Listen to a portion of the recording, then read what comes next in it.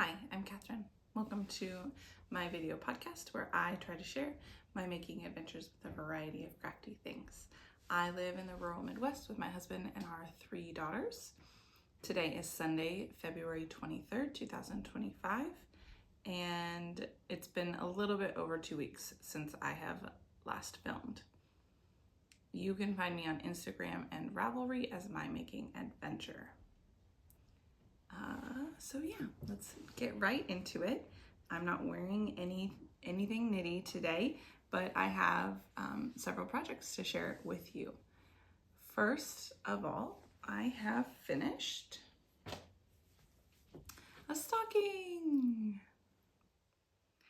And I have a lot of thoughts, but first of all, this is actually the second stocking I've made. The pattern is by Annah and it is called Silent Knits Christmas Stocking. And it has a lot of different motifs that you can add into your stocking. So I kind of chose and modified different colorwork motifs for my stockings, and I also modified the heel because the pattern calls for an afterthought heel. This is a project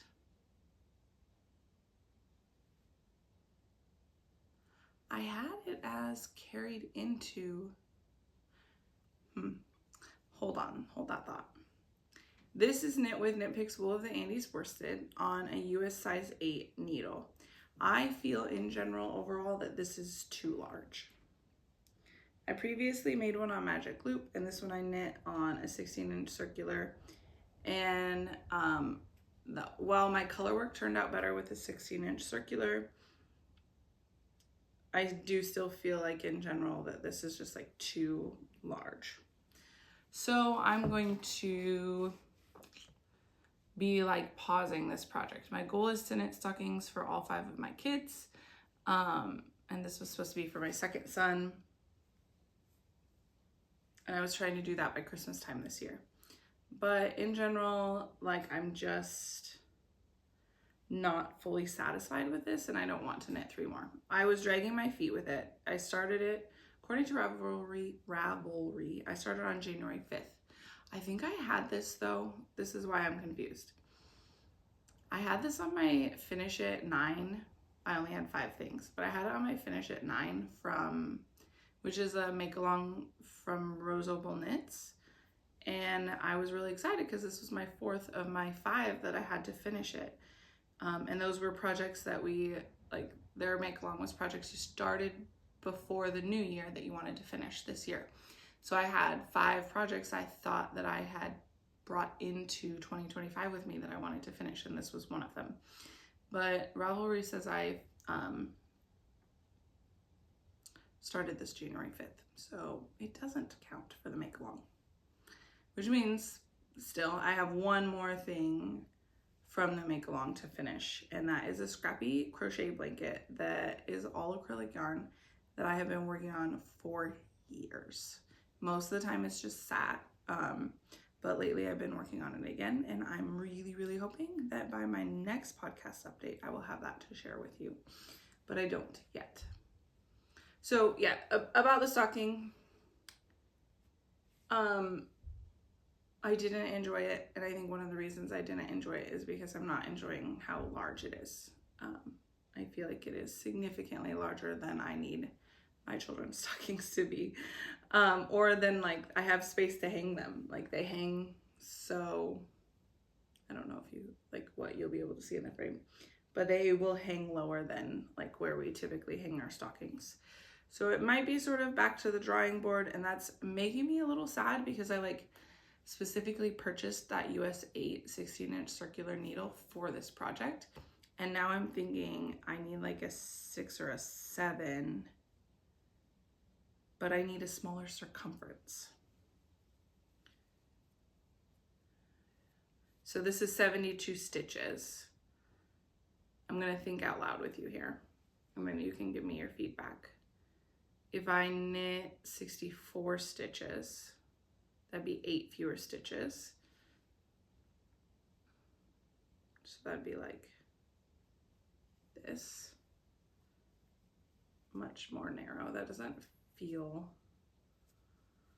that much skinnier. But I could, you know, I maybe need to shorten the length of both the leg and the foot as well. I bet I could do 64 stitches still on that needle, but is the gauge too, no, the gauge isn't too loose. I don't know, I've got to think about that. Feedback appreciated, because yeah, this is not cutting it right now. So I've got some figuring out to do. I still have quite a bit left of the Knit Picks Wool of the Andes yarn to do the other stockings with, but if the other ones aren't going to follow this pattern, maybe I should rip out, which is why my first stocking, I didn't weave in any of the ends. I did on this one. On the first one, I had a lot more tension issues with the color work from the magic loop, and so I haven't woven in any of the ends because I didn't want it to be hard to rip back. So I might rip that one out. I might rip that one out first. Oh, it was for sure on my Make 9. This stocking was on my Make 9, which is a make along hosted by Amy of Noble Character Crafts. And so this is the second thing I finished from my Make 9, which is exciting because it's only February. So I'm doing pretty good. Unfortunately, I'm finishing all the really easy, the smaller projects, and I don't have very many. I don't think I have any of the larger projects cast on yet. So it is what it is. Next up, I finished the hot water bottle cover. I think I had an in progress update on this last time. This is a pattern by Emily Bolduan of Maker Maker. I'm using Knit Picks Swish DK, which is a superwash yarn. And I have this left over from the zipper sweater I knit in the fall. And I was going to gift it to the same friend that got that sweater. So I used a US 6 4mm needle, and I did cast on a little bit fewer stitches than the pattern called for. Started it on February 3rd and finished it on February 12th. I think I probably also knit the ribbing longer because I like to be able to fold it over.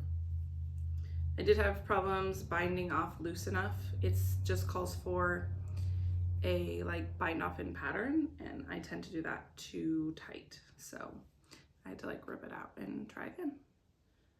But it works. It's gonna work well. I do still have probably like 170 or 180 grams of this yarn, this Pine Cone Heather Swish DK. And I'm trying to decide what I want to do with it. I feel like I kind of have a couple options. I could probably make something for my baby out of it because she's little still. I could probably, no, I know I could make like a Musselburgh hat or some mittens or fingerless mitts, or I could make like a Sophie shawl or something like that. So ideally I would make something that would use up almost all of the yarn, and maybe even something that I could gift. However, I'm not completely opposed to making something for my baby. She just already has 2 hand knit sweaters that fit her, and we're almost done with sweater weather. Yeah, we're almost out of sweater weather. So maybe if I knit a larger size, it would fit her in the fall. So maybe it's just to sit on the yarn until the fall and see how I feel project. I just don't like that. I like to get yarn out because I have more coming in that I want to do exciting things with. The third finished object that I have is a striped hat that I knit for my middle daughter, and she is actually like currently wearing it. So I don't have it here to show you, but I use the same purple yarn. Here, I have a sample of the yarn I used. all of the yarn used. I used this to make her mittens earlier in the year. My husband and I dyed this purple yarn for her mittens, and she wanted this plus green for her hat. So I also added in like an oatmeal color, and then did like purple as the main color, and then striped this oatmeal and this green, and then oatmeal again before going back to the main color. I can include a picture. This is leftover yarn for my husband's stick season sweater, and it is also, like, he also dyed that.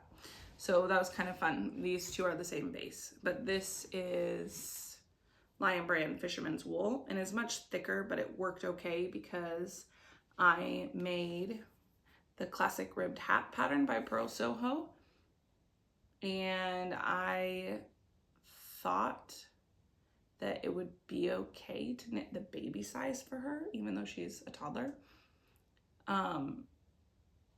But it actually is a little bit too small. Like, it fits her, like it can fit on her, but it tends to like poop off, like where it will be over her ears and have like a little like poof at the top. And that's not really the look I was going for, sadly.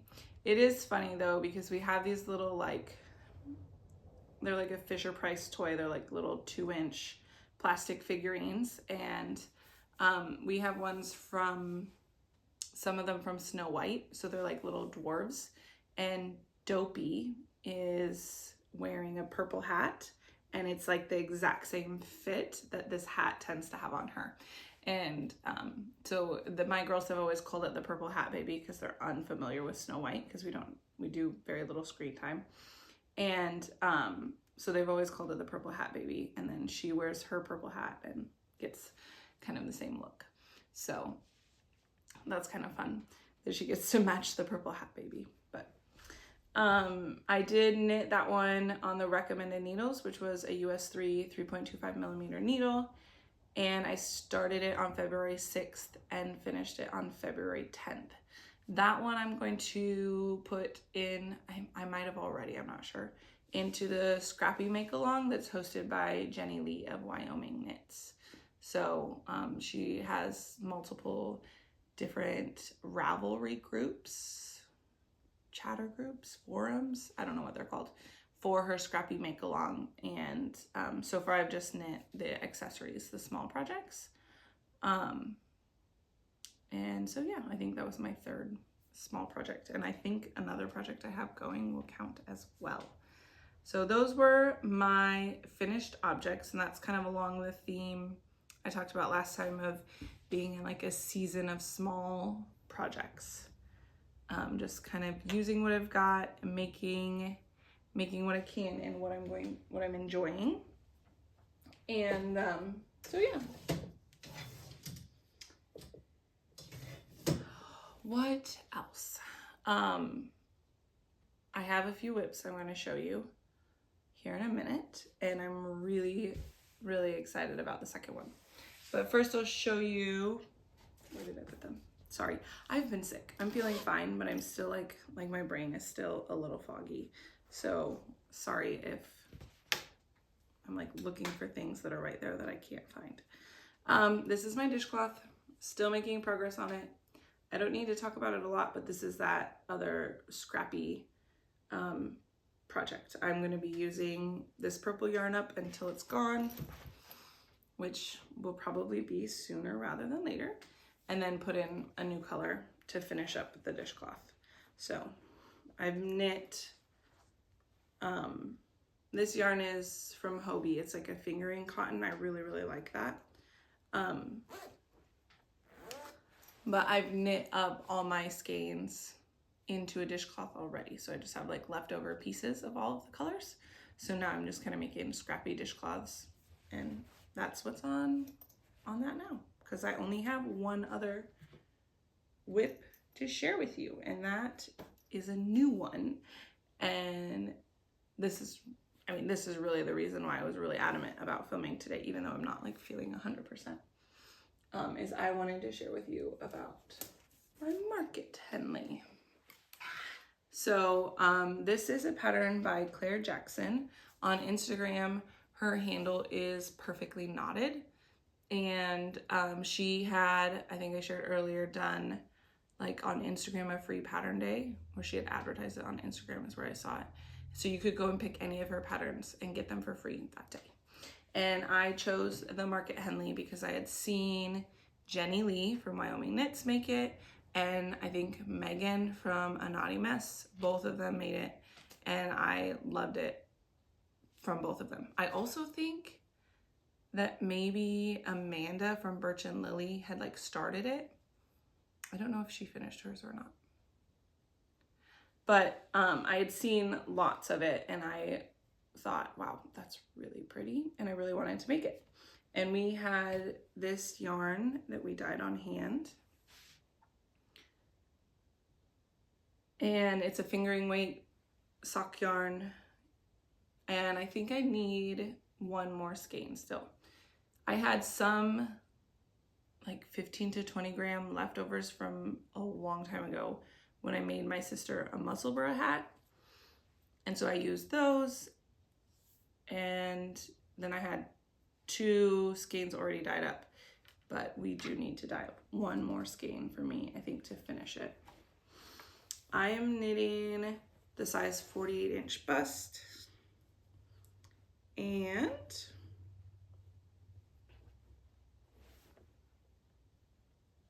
here's the yarn caked up.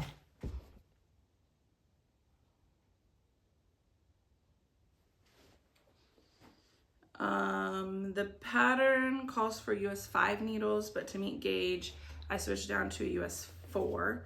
I had a bit of trouble swatching and getting gauge because it's a waffle texture.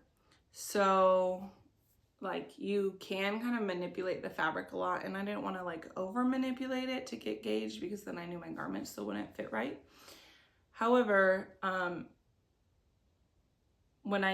I tried on a US 5, that was not the right gauge. I tried on a US 4, and when I blocked it the first time, I didn't quite get gauge. So I tried on a US 3, and that was too tight. So I went back to my swatch from the US 4 and I re-blocked it, and I just pulled it a little bit more, but I didn't pin it or anything. You know, I just like laid the swatch to dry, and I did meet stitch gauge. However, my row gauge is pretty long, deep. So instead of the, I think it's 36 rows per 4 inches that the pattern is based off of, I have like 32 or 33. I don't think that's going to be a huge problem because I'm knitting the smaller of the 2 sizes that I could knit. And so I won't, like if it's a little bit deeper in the armhole, like I don't think that's going to be a big problem. And I never have a problem with like too much length in the body. I actually always have to add length to every pattern because I don't do cropped, and I'm tall, like I have a long torso. So I'm not super worried about the row gauge at this point. I did finish the, let's see, where are we at? That needle is just right through the fabric. I did finish the back panel.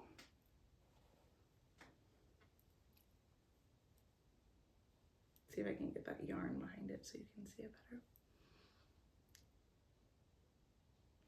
better. And I love it. I'm really loving it. What did I want to say about it? So I finished the back panel and put the stitches on hold, and I picked up the left front, and I've only done a few rounds or a few rows because I want to start alternating with this yarn. Up until this point in the back panel, I alternated with like the small bits that I had left over, but now I want to alternate between these 2 skeins. So I do need to get that caked up because I want the fronts to match, and I don't know that I have enough of that older yarn to like do both the left front and the right front panels. So, yeah. What was I gonna say? Oh, when I finished the back panel, before I did the armhole increases, I wet blocked it. Like I put it on, tried on tubing, I soaked it and I blocked it, and I measured my gauge again, and I still was at the right gauge. So that 26 stitch gauge, and 24, 26. Oh man. Here, let me check so I'm not saying the wrong thing. Yeah.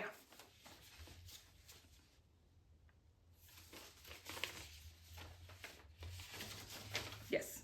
So after I wet blocked it, I remeasured it, and I was still getting the 26 stitches per 4 inches as the pattern recommended. So I was really glad for that, because sometimes like when I swatch, then when I pick up a bunch of stitches, I can get off gauge pretty easily, but I was still at that gauge. My row gauge was still fewer than 36, which is what's recommended, but some places I measured 32 and some places I measured 34. So it's probably not too big of a deal. It is fun to count your gauge when you have a texture pattern, because I don't have to count every single stitch. I know that like that's a group of 3 or that's a group of 4, and it makes it like way easier to count. I thought that was nice. I thought, oh, it's going to be so hard to count all those purl stitches or whatever, but it ended up being easier since they follow like a predictable pattern. I could count my knit stitches and know like how many to count each time. Yeah, I'm really excited for this. I'm planning to make it short sleeved, and then it will be like really wearable for this time of year that we're coming into. We just had a lot of cold weather, and the forecast has much warmer weather now, and I'll probably share a little bit more about that in the last section of the podcast. But this is my main project right now and pretty much all I want to be working on. So gotta get the yarn ready to go for me. I do have my skeins alternating. The pattern kind of has like 2 rows of a certain stitch pattern and then 2 rows of another.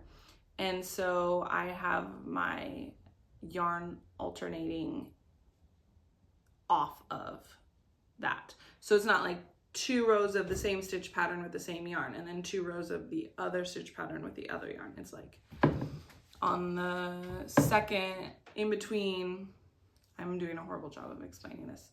Stitch pattern 1, row 1, and then I switch yarn for stitch pattern row 2, and then a second row with that same yarn, which is the second stitch pattern's first row.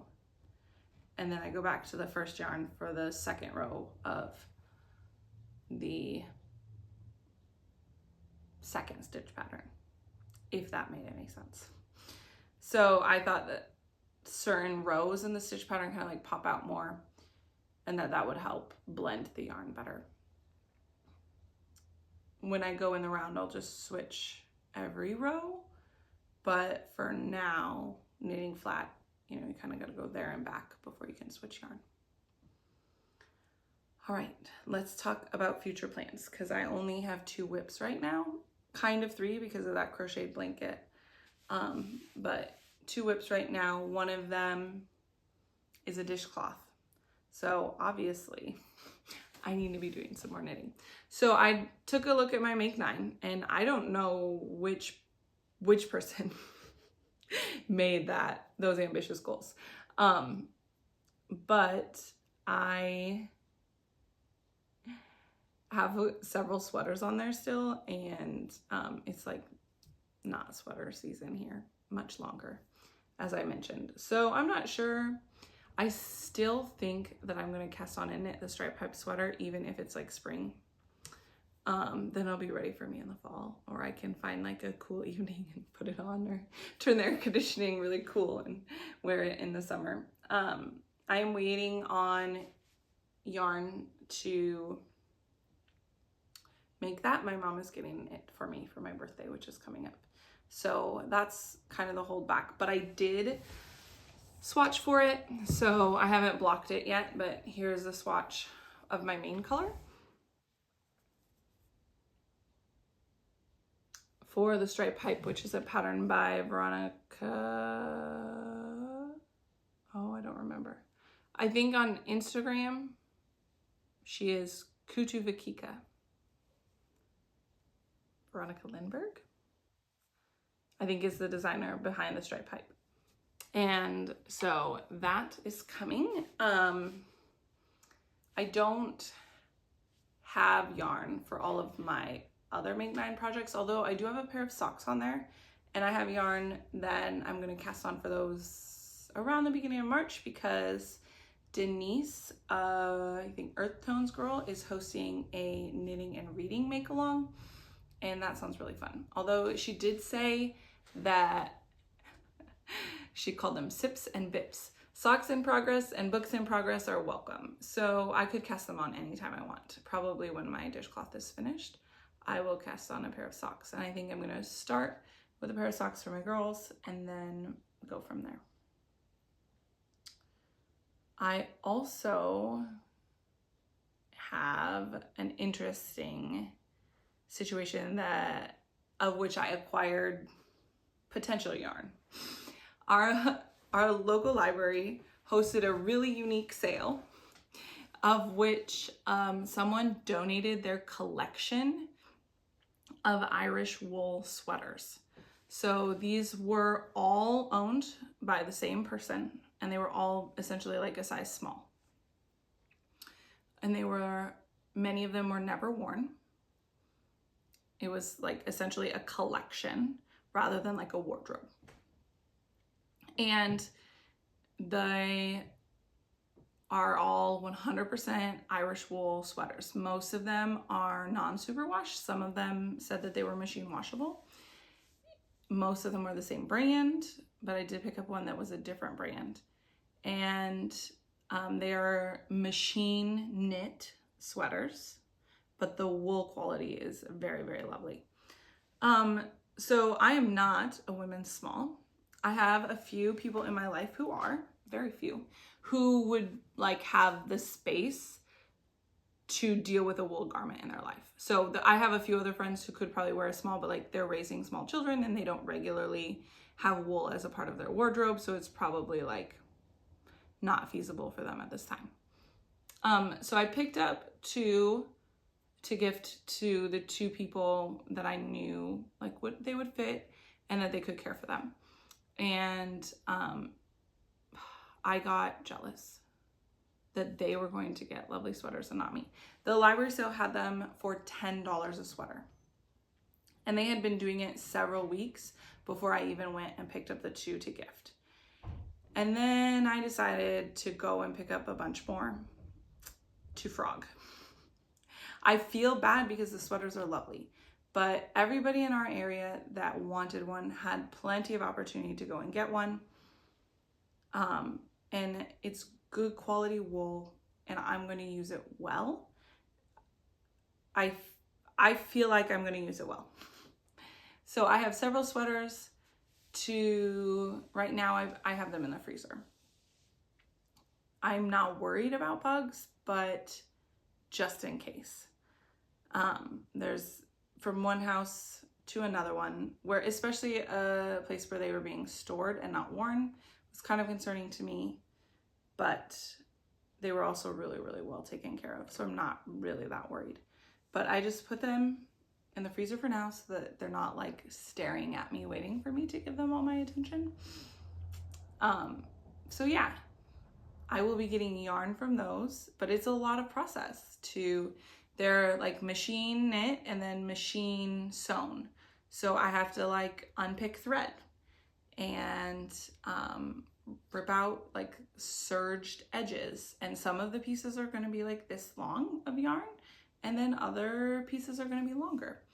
So I think it's gonna be an adventure and we're gonna see, but I'm hoping to be able to, it looks to me like they are double knit. So 2 strands of fingering held together to knit the sweater. So my goal is that I could pick 2 colors that are like sort of similar and hold like 1 strand from this sweater with 1 strand from this sweater and knit a whole sweater for myself with it. I won't really know if I can do that or not until later. If that doesn't work, I have a few different colors that are like sort of close to each other, and I could probably do like a fade, which I might do.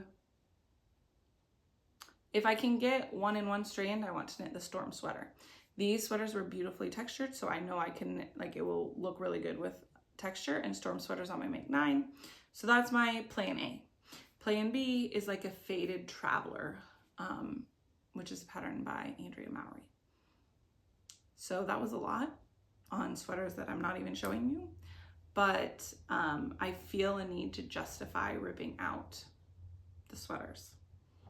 I don't know if you feel like I needed to justify that or not, but I felt like I needed to justify it because they are so beautiful.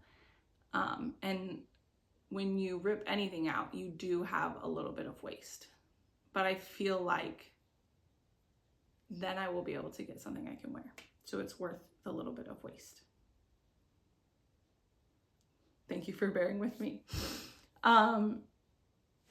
I hope to continue to be able to update you on that. As far as life stuff goes, we will transition to that next. Everybody in our house has been sick since I last filmed a podcast. And no two people have been sick in the same day. So it's been about 2 weeks of just like taking turns being sick. And during that time, we've gotten 2 batches of like, say, 6 inches of light snow. We've had -20-degree weather. We've had lots of school canceled and late starts. And now we are set for highs in the 40s and 50s for the next couple weeks. So I did manage to finish All the Light We Cannot See by Anthony Doerr, and I really enjoyed it. It was a good book. Once I got my routine to reading a physical book, I did finish it within a couple days. So I don't know what thoughts were. It was really beautiful how the couple of main characters kind of all came together at the end.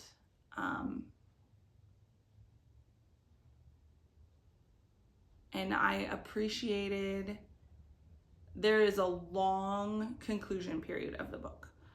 And I actually appreciated that, like tying up some of the loose ends with the various characters and how everything that the main part of the story told about kind of impacted the rest of their lives. Yeah. However, with all the sickness and all the snow and all of the everything, I got off of my daily routines. So like sourdough and sewing they were like no sewing has happened. Sourdough has been really haphazard, but I'm kind of keeping up with it. And I'm hoping to get like back into my routines this week. We did sort of start just a few days ago some additional like closing up the house at night routines that the girls can help with now that they're a little bit older. So that's been really encouraging. I mean, it's not quite where I'd like it to be yet, but making steps in the right direction always feels good. And that means that there's less like chores for me during the day because we're all pitching in together after supper every night. So yeah, I think that's about what we've been up to. Thank you for joining me. Sorry I'm chaotic. I'd love to know what you're working on and what you're hoping to work on and what your weather is like. It's really sunny and beautiful today. We all went outside yesterday and it was very nice. All right, I will chat with you later. God bless. Bye.